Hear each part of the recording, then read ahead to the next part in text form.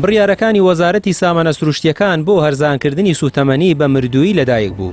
بەپێی بڕیاری فەرمی ژمارە 1773 وەزارەتی سامانە سروشتیەکان نرخی بنزینی نۆرماڵی حکومی بە 750 دینار و بازرگانی بە 850 دینار دیاری کرد.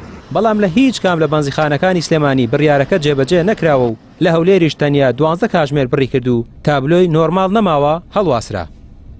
یان میکە یان کە کردی جێبەجێکە وانە ئەڵێ دڕاوەسن سێ چوار ڕۆژی کە جێبەجێ تا سێ ڕۆژارکە خەڵک چەند کردیکە بۆ سێ لەسەری بنزینە قورە ژیا چۆن ناڕەحەت نییە کاکە وەڵا بۆ عام ناڕەحەت ئەی برای باگوم کابراش تەکسی دەست لێ ڕاگرە لە 2000 3000 ئەو نازانێوەشی کرۆ ڕاقی خۆشێت کورە ناوەڵا ناتوانانی ئاراوەڵە برا بەخوا جاران خەڵکە چوو بۆ ڕاپەڕین بە 5000 کا بنزین بە 450 ئارە بەخوا ئەیسە شەرە لە 500.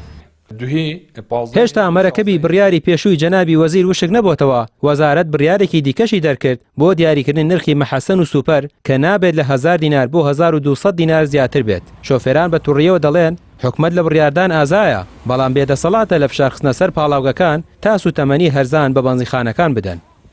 وڵی خۆ ینی لە یەک بوارە نییە یان لە بەهەنزین و سوتەمەنیان نیە لە هیچ شتێکە حکومەت شتی جێبەجێ نەکردووە.